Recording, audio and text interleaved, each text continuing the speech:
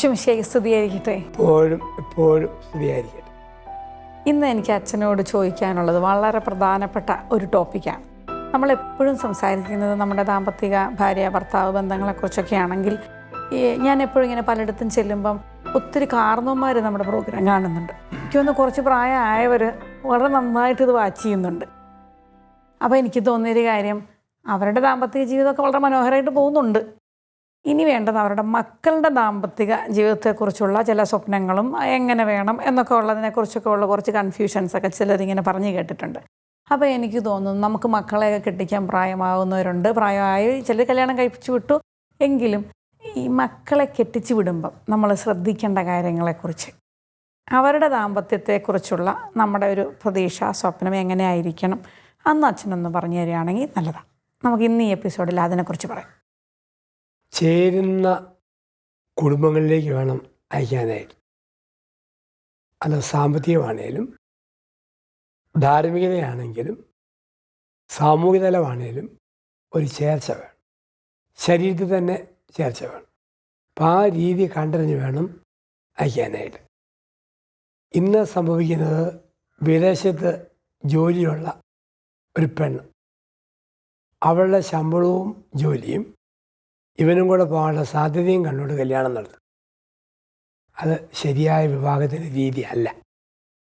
അല്ലെ ഒരു പുരുഷൻ തീർത്ത് പാവപ്പെട്ട കുടുംബത്തിലെയാണ്, കാശുണ്ട്, ജോലിയുണ്ട്, സമ്പന്നയായ പെണ്ണ് ഇങ്ങനെയുള്ള ഒരുത്തിനോട് പോയാൽ പിന്നീട് പ്രശ്നമാണ്.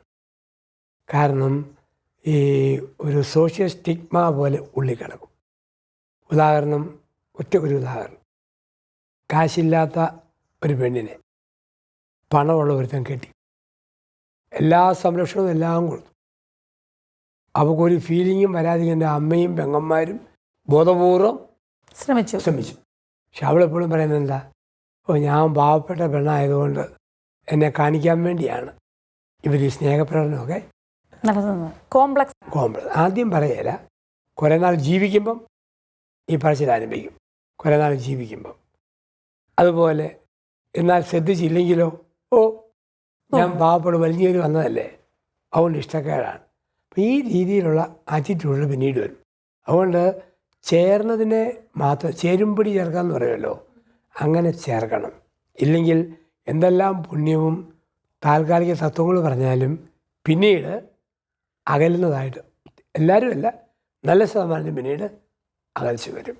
അതായത് മനസ്സിന് വിശാലമായ ഒരു വളർച്ചയില്ലെങ്കിൽ ഇത് വലിയ പ്രശ്നമാകും, ഈ സാമ്പത്തികമൊക്കെ. അതുപോലെ തന്നെ നമ്മൾ ചിലപ്പോഴൊക്കെ ഇങ്ങനെ പറയാറുണ്ട്, ചെറുക്കനെ മാത്രം നോക്കിയാൽ മതിയല്ലോ, അതല്ലേ ഇപ്പോഴത്തെ ഒരു നോട്ടം. അല്ലെ പെണ്ണിനെ മാത്രം നോക്കിയാൽ മതിയല്ലോ, അവരുടെ ഇപ്പം അപ്പൻ്റെയും അമ്മയുടെയും കൂടിയൊന്നും അല്ലല്ലോ നമ്മൾ ജീവിക്കുന്നത്. അത് ഈ വിദേശത്ത് പോകുന്നവരുടെ ഒരു കൺസെപ്റ്റ് അങ്ങനെയാണ്. പക്ഷെ അവർ തിരിച്ചിങ്ങോട്ട് തന്നെ വരില്ലേ? അല്ലെങ്കിൽ ഒരു സോഷ്യൽ ഫംഗ്ഷൻ വന്നാൽ ഇവർ രണ്ടും തന്നെയല്ലല്ലോ ജീവിതം മുഴുവൻ കൊണ്ടുപോകുന്നത്.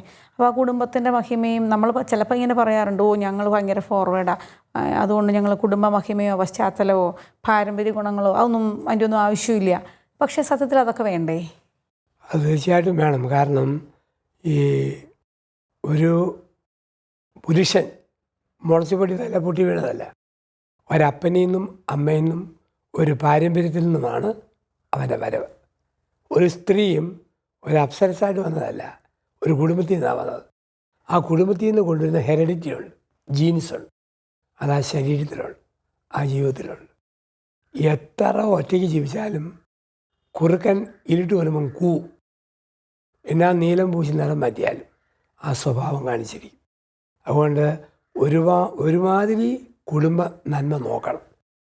ഇപ്പം ദാരിദ്ര്യം പ്രശ്നമല്ല, പക്ഷേ ദാരിദ്ര്യം ഉണ്ടെങ്കിലും അന്തസ്സുള്ളവരായിരിക്കണം, അവിടെയാണ് കാണിക്കുന്നത്. അപ്പം ആ ഒരു രീതി, കുറച്ച് പണം ഉണ്ടാക്കി പുത്തൻ പണമുണ്ട്, അതിൻ്റെ പ്രൗഢി, ആ രീതി പോകുന്നതുകൊണ്ട് ദാമ്പത്യം വിജയിക്കുകയല്ല. അതുകൊണ്ട് നമ്മൾ തീർച്ചയായിട്ടും കുടുംബവും ഏതാനും തലമുറകളുമൊക്കെ നമ്മൾ നോക്കണം. ഉദാഹരണം, തൊട്ടടുത്തുള്ള തലമുറകളിൽ മാനസിക രോഗം ഉണ്ടെന്ന വരിയിൽ അടുത്ത തലമുറയിലേക്ക് പകരാനുള്ള സാധ്യതയുണ്ട്. പകരണമെന്നില്ല, പക്ഷെ ആലോചിച്ച് നടത്തുമ്പം അതും ചിന്തിക്കണം. അല്ലെങ്കിൽ വല്ലാതെ മാടിത്തരവും ബഹളവും കൊലപാതകവും ഒക്കെ നടന്ന കുടുംബങ്ങളിൽ അതിൻ്റെ ഒരു അംശം തലമുറകളിലുണ്ട്. അതുകൊണ്ട് നമ്മൾ ഇപ്പം ആവശ്യമായി സംഭവിക്കാൻ ചിലത്, എല്ലാമല്ല, ചിലയിടത്ത് ട്രഡീഷണലി അങ്ങനെ ചില കുടുംബ പശ്ചാത്തലമുണ്ട്. അതൊക്കെ നമ്മൾ ശ്രദ്ധിച്ച് ആലോചിച്ചാണ്. അത് അപ്പൻ്റെ അമ്മയുടെയും കടമയാണ്. ഇപ്പം ഇന്നിപ്പോൾ പലപ്പോഴും പോകുന്നു വിദേശത്ത് ഇംഗ്ലണ്ടിൽ ജോലി ചെയ്തു, ഇഷ്ടപ്പെട്ടു പെണ്ണിനെ, ഇഷ്ടപ്പെട്ട് ചെറുക്കനെ അവർ സഹിച്ച് ചെയ്യുന്നു, ഇവർ കെട്ടിച്ചു കൊടുക്കും. അപ്പം അത്യാവശ്യം വല്ലതും ചോദിക്കാരോട് എങ്ങനെയുണ്ട് ആരെങ്കിലും പറയുമോ? ഒന്നും പറയത്തില്ല. മോശമൊന്നുമല്ല, കുഴപ്പമൊന്നുമില്ല എന്ന് പറയും.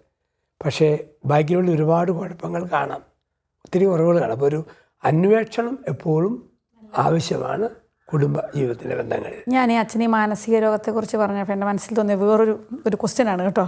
അതായത് ഈ വീട്ടിൽ മെൻ്റലി റിട്ടാർഡഡ് ആയിട്ടുള്ള ആൾക്കാരൊക്കെ ഉണ്ടെങ്കിൽ വിവാഹം നടക്കാനൊക്കെ ബുദ്ധിമുട്ടാണ്, അത് വരുമോ ഇല്ലെന്നൊക്കെ. പക്ഷെ നമ്മളൊരു ക്രിസ്തീയ കാഴ്ചപ്പാടിൽ ചിന്തിക്കുമ്പം ഇപ്പം നമ്മുടെ കൊച്ച് മെൻ്റലി റിട്ടാർഡഡ് ആണെങ്കിൽ നമ്മൾ ഒത്തിരി സന്തോഷത്തോടെ സ്വീകരിക്കണമെന്നാണല്ലോ. നമ്മളതിനെ വേണ്ടാന്ന് വെക്കുന്നില്ല, അബോർട്ട് ചെയ്യുന്നില്ല, നമ്മൾ തമ്പുരാൻ തന്ന ഗിഫ്റ്റായിട്ട് തന്നെ വളർത്തുന്നു. പക്ഷേ നമ്മുടെ മക്കളിൽ വേറൊരാൾക്ക് കല്യാണാലോചന വരുമ്പോൾ ഇത് വലിയൊരു ചോദ്യചിഹ്നമായിട്ട് പ്രത്യക്ഷപ്പെടുകയും ചെയ്യും. അന്നേരം എന്തുകൊണ്ടാണ് നമുക്ക് കുഴപ്പമില്ല അവരെ കല്യാണം കഴിക്കാൻ ഒരു പ്രൊമോട്ട് ചെയ്ത് ഉള്ള രീതിയിൽ ആരും പറഞ്ഞു പോകാത്തതെന്ന് തോന്നാറുണ്ട്, മനസ്സിലൊരു സങ്കടം. അങ്ങനെയുള്ളവരോട് നമുക്ക് എന്ത് പറയാൻ പറ്റും? ഇപ്പം നമ്മുടെ കുടുംബത്തിൽ അങ്ങനെ ഉണ്ടെങ്കിൽ നമ്മളതിന് അല്ലെങ്കിൽ ഞാൻ കാണുന്ന ഒരു കുടുംബത്തിൽ ഇങ്ങനെ ഒരാൾ നിൽക്കുന്നു, നല്ലൊരു ആലോചന വരുന്നു, അപ്പോൾ എൻ്റെ ഒരു ആറ്റിറ്റ്യൂഡ് എന്തായിരിക്കണം ശരിക്കും? നമുക്ക് ഒരു റിസ്ക് എടുക്കാനുള്ള ഒരു ധൈര്യവും ഒരു ഹീറോയിക് ആയിട്ടുള്ള ഒരു സാഹസികത ഉണ്ടെങ്കിൽ ഇതൊന്നും പ്രശ്നമില്ല. വരുന്നത് വെച്ച് കാണും, ആ രീതിയിലെടുക്കും. പക്ഷെ പലപ്പോഴും മക്കളുടേതായ കാര്യം ചിന്തിക്കുമ്പോൾ ഇച്ചിരികൂടെ നമ്മൾ ചിന്തിക്കും, അല്പം കൂടെ ചിന്തിക്കും ഇങ്ങനെ വന്നാലോ. കാരണം ഉദാഹരണം, ഒരാൾക്കൊരു കുടുംബത്തിൽ ക്യാൻസർ വരും, മക്കൾക്കും അത് തന്നെ, മക്കളുടെ മക്കളൊന്നും ഇത് തന്നെ. അപ്പം ഒന്ന് പുകയും മനസ്സ്. കുടുംബത്തോടെ ഈ ജീവകോശങ്ങളിൽ രക്തധമനികളിൽ ഇതുള്ളതാണ്, ചിലർക്കുണ്ടാകണമെന്നില്ല, എങ്കിലും ചിന്തിക്കും, മനുഷ്യൻ ചിന്തിക്കും. അതുപോലെ ഒരു കുടുംബത്തിൽ അവിടെ ഇവിടെ ഏതാനും പേർക്കൊക്കെ മെൻ്റലായ കുഴപ്പങ്ങൾ വന്നു കഴിഞ്ഞാൽ തീർച്ചയായിട്ടും ചിന്തിച്ചിട്ടേ നടക്കുകയുള്ളൂ. കാരണം അല്ലെങ്കിൽ ഇനി ആവർത്തിക്കാൻ സാധ്യതയുള്ള കുടുംബമാണല്ലോ. എന്തിനാണ് റിസ്ക് എടുക്കുന്നത്? അതില്ലാത്തടത്ത് എടുത്തേക്കാം. ഇല്ലാത്തടത്ത് എടുത്തു, ചിലപ്പം വണ്ടി ഓടിച്ച് ഉടനെ മനുഷ്യനിരിക്കും, വേറെ പലതും വരാം. എങ്കിലും മനുഷ്യൻ അങ്ങനെ ചിന്തിക്കുകയല്ല. ഈ തലം വരുമ്പോൾ അവിടെ നമുക്ക് ആരെയും കുറ്റപ്പെടുത്താനും പറ്റില്ല. അതേസമയം ഏറ്റവും ഹീറോയിസം ഞാൻ ഇഷ്ടപ്പെട്ടോ വന്നതിൻ്റെ ബാക്കി അങ്ങനെ എടുക്കുന്നതാണ് ഹീറോയിക് മാരേജ്. ഇതല്ലെങ്കിൽ ഇപ്പം നമ്മൾ ചിന്തിച്ചിട്ട് എടുക്കുകയുള്ളൂ എന്ന് പറഞ്ഞാൽ നമുക്ക് അതിനെ എതിർക്കാൻ പറ്റിയല്ല. അല്ല, ഞാനിങ്ങനെ ഓർക്കുമായിരുന്നു, അങ്ങനെയുള്ള കുടുംബങ്ങളിൽ നടന്നിട്ടുള്ള കല്യാണങ്ങളൊക്കെ ഏറ്റവും ബെസ്റ്റ് തന്നെയാണ്. കാരണം ആദ്യമൊക്കെ അവർ സഫർ ചെയ്തിട്ടുണ്ടാവും, ഒരാൾ, രണ്ടാൾ, മൂന്നാളൊക്കെ നോ പറഞ്ഞെങ്കിലും കിട്ടിയവരൊക്കെ ദൈവം ഇങ്ങനെ ദൈവം തന്നതാണ്, ഇതും ദൈവം തന്നതാണ് എന്നുള്ള രീതിയിൽ അക്സെപ്റ്റ് ചെയ്ത് പോയവരെയൊക്കെ ഒത്തിരി കണ്ടിട്ടുണ്ട്. ഒരുപാട് കുടുംബങ്ങൾ അങ്ങനെ പോയിട്ടുമുണ്ട്, രക്ഷപ്പെട്ടിട്ടുമുണ്ട്. ഒത്തിരി പേര് ഡൗട്ട് ചെയ്ത് എല്ലാം പറയും ഇങ്ങനെ. അതുകൊണ്ട് ചിലടത്ത് അല്പം മാനസിക വൈകല്യമുള്ളവരെ കൊണ്ട് സ്ഥാപനത്തിലാക്കും, വീട്ടിൽ നിർത്തിയല്ല. ഒത്തിരി പേരെ കണ്ടിട്ടുണ്ട്. കാരണം വീട്ടിൽ മറ്റൊരു കല്യാണം വരുമ്പോൾ ഇയാളുടെ സാന്നിധ്യം തടസ്സമാണ്. അതിങ്ങനെ പറയും, ഒരാളുണ്ട് ചിലപ്പോൾ അങ്ങനെ നിർത്തിയിരിക്കുക, അത്രയൊക്കെ പറയത്തുള്ളൂ. പിന്നെ അതുപോലെ തന്നെ നമ്മൾ സാധാരണ മക്കളെക്കുറിച്ച് പറയുന്ന കാര്യം ഇങ്ങനെയാണല്ലോ, നമ്മളോ കഷ്ടപ്പെട്ടാണ് പഠിച്ചത്, അതുകൊണ്ട് മക്കളെ ഭയങ്കര കാര്യമായിട്ട് പഠിപ്പിക്കുന്നു, നമ്മൾ അവർക്ക് വേണ്ടി ജീവിക്കുന്നു. അപ്പോൾ വിവാഹത്തിൻ്റെ കാര്യത്തിലും നമ്മളൊക്കെയോ അത്ര വലിയ കുടുംബമൊന്നും അല്ല, അല്ലെങ്കിൽ ദാരിദ്ര്യമാണ്, അല്ലെങ്കിൽ പ്രശ്നമാണ്, അതുകൊണ്ട് മക്കളെ വലിയ കൂടിയെടുത്തേക്ക് അല്ലെങ്കിൽ നമ്മളെക്കാൾ എല്ലാം കൊണ്ടും ഉന്നത നിലവാരത്തിലേക്ക് വിടണം എന്ന് ആഗ്രഹിക്കുന്നവരായിരിക്കും മാതാപിതാക്കൾ. അത് നല്ലതാണോ അല്ലയോ എന്നാണ് എൻ്റെ ഒരു കൺസെപ്റ്റ്. നല്ലതല്ല.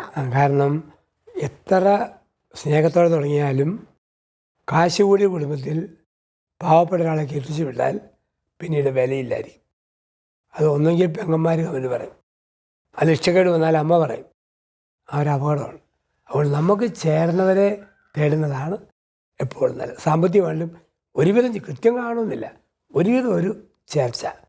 ഏതോ വലിയ രാജകൊട്ടാരത്തിൽ കയറിയത് പോലെ പെണ്ണിന് തോന്നരുത്. ഒരുമാതിരി അറ്റീസാകാൻ പറ്റുന്ന അന്തരീക്ഷം വേണം, എങ്കിലേ നമുക്ക് അതിനൊരു ആത്മബലം, മനബലം കിട്ടത്തുള്ളൂ.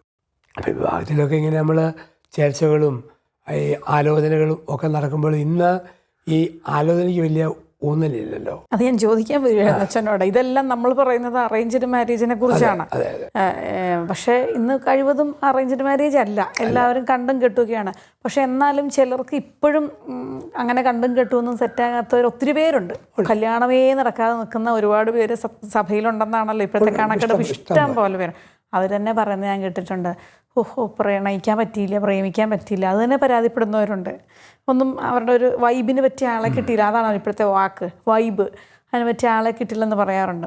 പക്ഷേ പ്രണയവിവാഹത്തിലാണെങ്കിൽ പോലും എല്ലാത്തിനോടും ഏസ് പറയാൻ മാതാപിതാക്കൾക്ക് പറ്റിയെന്ന് വരില്ല. അപ്പം നമ്മൾ അവിടെ എടുക്കേണ്ട ഒരു സ്റ്റെപ്പ് എന്താ? ഈ പറഞ്ഞ പോലെ ഉള്ള കാര്യങ്ങൾ എങ്ങനെ ബോധവൽക്കരിക്കാം? അതൊരു സ്വന്തം കാലിൽ നിന്ന് ശമ്പളവും വരുമാനവുമായ ആളെ വലിയ ബുദ്ധിമുട്ടാണ് പിന്നെ അതിൽ നിന്ന് മാറ്റാൻ. കാരണം ഒന്നാമത് ഒരു നിശ്ചിത സ്റ്റേജ് കഴിഞ്ഞായിരിക്കും അറിയിപ്പ് വീട്ടിൽ തന്നെ വരിക. അപ്പം ഔദ്യോഗികമായി ഇല്ലാതെ തന്നെയും പ്രായോഗികമായി ദമ്പതിയെ പോലെയാകാം, ചിലർക്ക് അങ്ങനെ വരാം. അപ്പം അങ്ങനെ വരുമ്പം വരുന്നൊരു പ്രശ്നം ഇവരോട് പറഞ്ഞു കൊടുക്കേണ്ട ഇത്രേ പറയാൻ പറ്റുള്ളൂ. കല്യാണം രണ്ട് കുടുംബങ്ങൾ തമ്മിലാണ്, രണ്ട് വ്യക്തികൾ ബന്ധങ്ങൾ തമ്മിലാണ്, അത് പറഞ്ഞു കൊടുക്കണം. കാരണം വിവാഹത്തിൻ്റെ ബലം പേരൻസിൻ്റെയും സ്വന്തക്കാരുടെയും കൂടെ സപ്പോർട്ടിലാണ്. അതുകൊണ്ടാണ് ബന്ധുപരമുള്ള വീട്ടിൽ പെണ്ണിനെ കെട്ടിച്ചു വിടാൻ പറയും. അംഗസംഖ്യ കുറഞ്ഞവരോട് പറയും ബന്ധുബലമുള്ള വീട്ടിൽ ഉള്ള പെണ്ണിനെ കെട്ടിക്കുകയാണ്. നമുക്ക് കുറേ പേര് വേണം, ചുരുക്കമാണ്. അപ്പം ആ ബന്ധുബലം എന്ന് പറഞ്ഞാൽ ബന്ധുക്കൾ മാത്രമല്ല, വിശ്വാസബലമാണ്. കെട്ടുമ്പം പറയും ഞങ്ങൾക്ക് ജാതിയൊന്നുമില്ല, രണ്ട് ജാതി, ആൺജാതി പെൺജാതി, വേറൊന്നുമില്ല. ഒരു കൊച്ചാവും ചുവന്നുകൂടി ഇവിടെ അച്ഛനൊക്കെ വന്നിട്ടുണ്ട്, എൻ്റെ അച്ഛോ അബദ്ധം പറ്റിപ്പോയി, പെട്ടുപോയി എന്ന് പറയും. ചുമ്മാ അപ്പനും വേണ്ട അമ്മയും വേണ്ട, തോന്നിയ പോലെ പോയിട്ട് കുറച്ച് കഴിയുമ്പോഴത്തേക്ക് പറയാ അയ്യോ തെറ്റിപ്പോയി. നമുക്ക് പിന്നെ തിരിച്ചു പിടിക്കാൻ പറ്റുമോ? പ്രശ്നം വന്നപ്പോഴ ഒരു ക്രിസ്ത്യൻ പെൺകുട്ടിയെ ഒരു ഹിന്ദു കല്യാണം കഴിച്ചു, ചുമ്മാ സങ്കല്പത്തിൽ. കുഞ്ഞുണ്ടായി അവൾക്ക് തോന്നുന്നു ഇതിനെ മാമോസ മുക്കി കൂടെ ജീവിപ്പിക്കണം. അവൻ പറയുന്നില്ല, നൂല് കെട്ടി ശതതി വെച്ചാൽ അല്ലെങ്കിൽ നമുക്ക് ഒന്നും ചെയ്യണം, ചുമ്മാ അങ്ങ് വളരട്ടെ. ചുമ്മാ വളരുമ്പോൾ ഇവൻ്റെ പേരൻസ് ചോദിക്കും കുഞ്ഞിൻ്റെ കാര്യം അങ്ങനെ, ഇവളുടെ അപ്പനമ്മയും ചോദിക്കും കുഞ്ഞിൻ്റെ കാര്യം അങ്ങനെ. തീർന്നു, അവിടെ ടെൻഷൻ ആരംഭിക്കും. ഇതാണ് ചേരാത്ത വിവാഹത്തിൽ പോയാലുണ്ടാകുന്ന ഒരു വലിയ അപകടം. അതുപോലെ ബന്ധുക്കളുടെ വിവാഹം നടക്കുന്നു. ഒരു ഹിന്ദു കുടുംബത്തിൽ നിന്ന് ബന്ധം കെട്ടിയത് ക്രിസ്ത്യാനി, അവൻ അവിടെ ചെല്ലുമ്പോൾ അന്യനാണ്. അവൻ്റെ സംസ്കാരവും മൂല്യം അറിയാൻ ആരും അവിടെയില്ല. പുറത്ത് സ്നേഹത്തിൻ്റെ ഷോ കാണിച്ചാൽ മറ്റു ജാതിപ്പെട്ട പെണ്ണിനെ കെട്ടിക്കൊണ്ടു വന്നു. അവൻ പിന്നെ അവൾ അന്യയാണ്, വീട്ടുകാരുടെ മനസ്സിൽ സ്വീകാര്യതയില്ല. വലിയ പ്രശ്നമൊക്കെ ദാമ്പത്യത്തിലും പിടിച്ചു നിൽക്കുന്ന അങ്ങനെ അമ്മയുടെ സപ്പോർട്ട്, അപ്പൻ്റെ സപ്പോർട്ട്, കുടുംബക്കാരുടെ സപ്പോർട്ട്, മതത്തിൻ്റെ സപ്പോർട്ട്, ഇതെല്ലാം കളഞ്ഞിട്ടാണ് ഒറ്റ വഴിയെ പോവുക. അതുകൊണ്ടാണ് എപ്പോഴും ചേരുന്നിടത്ത് കെട്ടിച്ച് വിടണം, ചേരുന്ന നമ്മൾ നോക്കണം. ചേർച്ചയില്ലാതെ വന്നു കഴിഞ്ഞാൽ അത് വലിയ ഒരു അപകടമായിട്ട് വിവാഹത്തിൽ മാറും, കുടുംബത്തിൽ മാറും, പലപ്പോഴും മാറും. അപ്പം ആലോചനാ വിവാഹമാണെങ്കിൽ പേരൻസ് അങ്ങനെ ചിന്തിക്കാം. ഇനി സ്വമനസാലെ പോയി ഒരാളെ കണ്ടുപിടിച്ച് കെട്ടുമ്പോഴും ഈ ചിന്തയും കൂടെ മനസ്സിൽ കൊണ്ടുവരണം. ഒരിക്കലും വികാരം വിവേകത്തിന് വഴിമാറരുത്. വിവേകം ഒന്നാമത്, അത് കഴിഞ്ഞാൽ വികാരത്തിന് ഊന്നൽ കൊടുക്കാവൂ. ശരിക്കും എനിക്ക് തോന്നുന്നു മക്കളെയൊക്കെ പഠിപ്പിക്കാൻ വിടുമ്പോഴും ഇതൊക്കെ വേണം പറഞ്ഞു കൊടുത്ത് വിടാൻ, അല്ല ഇതൊക്കെ പറഞ്ഞ് എനിക്ക് ആരെങ്കിലും ഇഷ്ടമുണ്ടെങ്കിൽ പോലും ഈ രീതിയിലാണ് ചിന്തിക്കേണ്ടതെന്ന്. പിന്നെ ഞാനിങ്ങനെ ഓർക്കരുത്, ഇപ്പം കുട്ടികൾക്കും അല്ലെങ്കിൽ എല്ലാവരും മനുഷ്യനാണ് പ്രധാനം. നമ്മൾ ഹ്യൂമാനിറ്റേറിയൻ ഗ്രൗണ്ടിലെല്ലാം ചിന്തിക്കാവുള്ളൂ, അല്ലാതെ സ്പിരിച്വൽ അല്ലെങ്കിൽ ജാതി മത ചിന്തകളൊന്നും പാടില്ല. പക്ഷെ ജീവിച്ചു തുടങ്ങുമ്പോൾ ഒരു പ്രശ്നം വരുമ്പോഴല്ലേ കർത്താവേ ദൈവമേ എന്നൊക്കെ നമ്മൾ അറിയാണ്ട് വിളിച്ചു പോകുന്നത്. അതുവരെ നമുക്ക് ആത്മീയതയൊന്നും ഒരു വലിയ വിഷയമല്ല. പക്ഷെ അങ്ങനെ വിളിക്കുമ്പം ഒരേപോലെ വിളിക്കാൻ പറ്റണമെന്നാണല്ലോ അല്ലേ? ഏക മനസ്സോടെ പോയി. അതെ, ഏക മനസ്സെന്നുള്ള അവർ നമ്മളൊരിക്കൽ പറഞ്ഞ ചിന്ത അത് പിന്നെ പോയി. അപ്പം അടിസ്ഥാന അസ്വസ്ഥതകൾ വീണ്ടും കുടുംബത്തിലേക്ക് അരങ്ങേറി വരും. പിന്നെ ചിലർ പറയുമോ എന്നാണ് തന്നെ ഇവിടെയല്ലല്ലോ, അങ്ങ് ഓസ്ട്രേലിയയിലല്ലേ, അങ്ങ് ഇംഗ്ലണ്ടിലല്ലേ, അവിടെ സായിപ്പന്മാർക്ക് ഇങ്ങനെയൊന്നുമില്ല, അതുപോലെ നമ്മുടെ പിള്ളേരങ്ങ് പൊക്കോട്ടെന്ന് പറയും. പറ്റും, ഇവർ സായിപ്പൻ്റെ മക്കളായിട്ട് ജനിച്ചവരായിരുന്നെങ്കിൽ.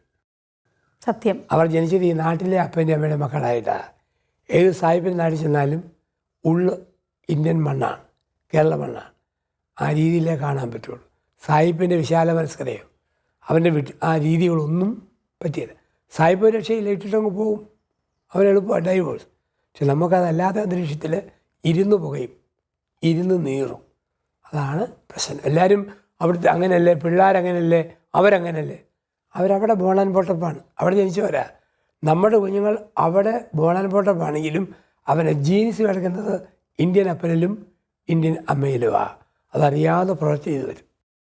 അത് ഞാൻ ഓർക്കുന്നത് വിദേശത്തേക്കൊക്കെ പോയവരുടെ ഇടയിൽ ഇപ്പോൾ വിദേശത്ത് ഇപ്പോൾ ഒരു കൂട്ടർ സെറ്റിൽഡ് ആണെങ്കിൽ അമേരിക്കയിലോ ഓസ്ട്രേലിയയിലോ UK ആണെങ്കിൽ അവർ ഈ ഒരു എന്താണ് പലപ്പോഴും മറ്റ് മതസ്ഥരെ കല്യാണം കഴിക്കുന്നതിനോ ഒന്നും അത്ര വലിയ എതിർപ്പില്ല. അവിടെയുള്ളവരാരെങ്കിലും കല്യാണം കഴിക്കുക, ഈ നാട്ടിൽ മുഖം സംരക്ഷിച്ച് നിന്നാൽ മതി, കൂടുതലൊന്നും അറിയേണ്ട കാര്യമില്ലല്ലോ എന്ന് പറയുന്ന ഒത്തിരി പേരെ കണ്ടിട്ടില്ലേ? ഇപ്പം ഒത്തിരി പേരങ്ങനെ ഇവർ ഇവിടുന്ന് മാറി അവിടെ പോയി എന്തെങ്കിലും ആയിക്കോട്ടെ, സേഫാണ്, സേഫ് സോണിലാണ്. അങ്ങനെ പറയുന്നവരുണ്ട്. മാതാപിതാക്കൾ അങ്ങനെ ഇപ്പോൾ പ്രാക്ടീസ് ചെയ്യിപ്പിക്കുന്നവരെ കണ്ടിട്ടുണ്ട്. പറയുന്നവരുണ്ട്. അപ്പം അതിൻ്റെ അർത്ഥം നിങ്ങൾ കുടുംബത്തിൻ്റെ ക്യാൻസറാണ്, മുറിച്ച് കളഞ്ഞേക്കാം, ഇനി ഇവിടെ വേണ്ട, എങ്ങനെയും പൊക്കോട്ടെ, ഞങ്ങൾ കാണുന്നില്ല, ഞങ്ങൾക്ക് ഇടപെടേണ്ട കാര്യമില്ല, ആവശ്യമില്ല, പോയി ജീവിച്ചോട്ടെ എങ്ങനെയും എന്ന് പറഞ്ഞാൽ ഒരു അപ്പൻഡിക്സ് വന്ന പോലെ അത് വെട്ടിക്കളഞ്ഞു ഇതിൽ. പക്ഷേ കുടുംബവും പാരമ്പര്യവും മറ്റു കാര്യവും ആലപിക്കുന്നവരെ സമ്മതിക്കത്തില്ല. അതുപോലെ തന്നെ ഞാൻ കഴിഞ്ഞ ദിവസം കേട്ട വേറൊരു കാര്യമാണ്, അച്ഛൻ പറഞ്ഞല്ലോ ബന്ധുബലം ഉള്ളിടത്തേക്ക് കെട്ടണം. നമ്മുടെ ഇപ്പോൾ വീടുകളിലൊക്കെ 1-2 മക്കളൊക്കെ ഉള്ളൂ. പക്ഷേ നമ്മുടെ പല ക്രിസ്ത്യൻസിൻ്റെയും കുടുംബങ്ങളിൽ ഇപ്പോൾ 5, 6, 7, 8 ഒക്കെ മക്കളായവരും ഉണ്ട്. പക്ഷേ ഈ വലിയ കുടുംബങ്ങളിലേക്ക് കല്യാണം ആലോചിച്ചാൽ വേണ്ട. ഒരു ചിലരുടെ കമൻ്റാണ്, ഉത്തരവാദിത്തങ്ങൾ ഏറ്റെടുക്കണം. ഈ ബന്ധുബലം ഉണ്ട് എന്ന് പറയുന്നത് ഒരു വശത്തുണ്ടെങ്കിൽ നേരെ തിരിച്ച് ഉത്തരവാദിത്തം ഏറ്റെടുക്കണം, എല്ലാവരുടെയും കാര്യങ്ങൾ ഇടപെടണം, ഇതൊന്നും പറ്റിയല്ല എന്ന് പറയുന്ന ഒരു വിങ്ങും ഈയിടെയായിട്ട് രൂപപ്പെട്ട് വരുന്നുണ്ട്. അത് കൂടുതലും ബന്ധുബലത്തേക്കാൾ ഉപരി പേരൻസിൻ്റെ കാര്യം വരുമ്പോഴാണ് സാധാരണയായിട്ട്. ഇപ്പം മറ്റേ അവരവരുടെ വഴിക്ക് പോയി പേരൻസും പിന്നെ ഒരു പെണ്ണിനെ കെട്ടിച്ച് വിടുമ്പം കെട്ടിയവൻ്റെ അനിയന്മാരും പെങ്ങന്മാരും ഒക്കെ നിൽപ്പുണ്ടോയെന്ന് പെണ്ണിൻ്റെ വീട്ടുകാർ നോക്കും. അപ്പം അത് ഇന്നത്തെ ഒരു ഇഷ്യൂ ആണത്. പക്ഷേ പണ്ട് ആ നോട്ടമില്ലായിരുന്നു. പിന്നെ ഏറ്റവും കൂടുതൽ അപ്പനുണ്ട് അമ്മയുണ്ടെന്ന് പറഞ്ഞാൽ അതിനകത്ത് തന്നെ ആലോചന വേണ്ടെന്ന് വെച്ചു. അതിൻ്റെ പെണ്ണ് അവരെ കുളിപ്പിക്കണം, തുളപ്പിക്കണം, ചുമക്കണം, അതിൻ്റെ പെണ്ണെ വിടാൻ പറ്റുമല്ല എന്ന് പറയുന്ന പേരൻസ് പെണ്ണുങ്ങളും ഉണ്ട്. അങ്ങനെ പോകാനെ നോക്കാൻ എനിക്ക് സൗകര്യമില്ല, ഇഷ്ടമില്ല എന്ന് പറയുന്നവരുണ്ട്. അപ്പം അതെന്നാന്ന് വെച്ച് കഴിഞ്ഞാൽ മനുഷ്യൻ്റെ സ്വാർത്ഥതയും ഈസി ഗോയിങ് അതിനും ഊന്നൽ കൊടുക്കുന്നു. ഈ ഹാർഡ്ഷിപ്പുകളോ ഭാരങ്ങളോ ഏറ്റെടുക്കാനുള്ള മനസ്സില്ലാതെ വരുന്നു.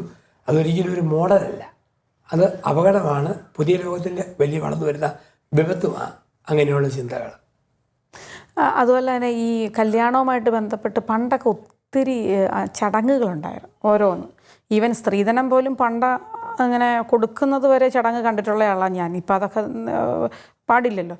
പക്ഷേ എന്നാലും ഈ അറിയാതെ എത്ര കിട്ടും, എന്ത് കിട്ടും എന്നൊക്കെ അറിഞ്ഞിട്ട് തന്നെയാണല്ലോ എല്ലാവരും ഈ കല്യാണം കഴിക്കുന്നത്. അപ്പോൾ ഈ പറയുന്ന ചടങ്ങുകളും കാര്യങ്ങളൊക്കെ ഇപ്പം സത്യത്തിൽ എല്ലാം വേണ്ട എന്ന് വെച്ചിട്ടുണ്ട്. പലരും അതിലൊന്നും വലിയ കാര്യങ്ങളില്ല. ഇവിടുന്ന് അലമാരയും കൊണ്ട് പോകുന്നു, അല്ലേ, പെണ്ണിൻ്റെ വീട്ടിൽ നിന്ന് വാഷിംഗ് മെഷീൻ കൊണ്ട കൊടുക്കുന്നു, അങ്ങനെ കുറേ കലാപരിപാടികളൊക്കെ ഉണ്ട്. അടുക്കള കാണാൻ പോകുന്നു. ഇപ്പം അതൊക്കെ വേണ്ടെന്ന് വെച്ചിട്ടുണ്ടെങ്കിലും അടുക്കള കാണാൻ പോയാൽ മതിയായിരുന്നു, ഇപ്പം ഫ്ലാറ്റോടെ മേടിച്ചു കൊടുക്കേണ്ട അവസ്ഥയായി. അപ്പോൾ ഇങ്ങനെ ഭയങ്കരമായ ഒരു, അതായത് ഒരു കല്യാണം കഴിച്ച് അയക്കണമെങ്കിൽ ഭയങ്കര പാടാണ്. അപ്പോൾ സാധാരണക്കാരെന്നല്ല, ഒരു മിഡിൽ ക്ലാസ് ഫാമിലിക്ക് പോലും വലിയ റിസ്ക്കാണ്. അപ്പോൾ അത് നടത്തിയില്ലെങ്കിൽ എന്തോ കുറഞ്ഞു പോകുന്നൊരു, അല്ലെങ്കിൽ നമ്മൾ ഭംഗി ചെയ്തില്ല എന്നുള്ളൊരു തോന്നലിൽ വിഷമിക്കുന്ന ഒരുപാട് മാതാപിതാക്കളുണ്ട്. അപ്പോൾ എന്താ വെച്ചാൽ ഒരു പുതിയ സ്റ്റെപ്പ് എടുക്കാൻ പറ്റുന്നത് ഇവിടെ ചലഞ്ചിങ് ആയിട്ട്? ഈ ആണുണ്ടല്ലോ കെട്ടാൻ പോകുന്നവൻ, അവനും ഇവളും കൂടെ ഒരു ഡയലോഗ് വേണം ആദ്യമേ. വിവാഹത്തിന് മുമ്പേ, കല്യാണം കഴിക്കുന്നതിന് മുമ്പ് ഒരു വ്യക്തമായ ഡയലോഗും ഒരു ദിശാബോധം ഉണ്ടാക്കണം. അത് പേരൻസ് അല്ല ചെയ്യേണ്ടത്. സ്നേഹിച്ചുള്ള വിവാഹമാണെങ്കിൽ, പ്ലാൻ ചെയ്യുകയാണെങ്കിൽ ഇവർ തമ്മിൽ സംസാരിപ്പിക്കണം.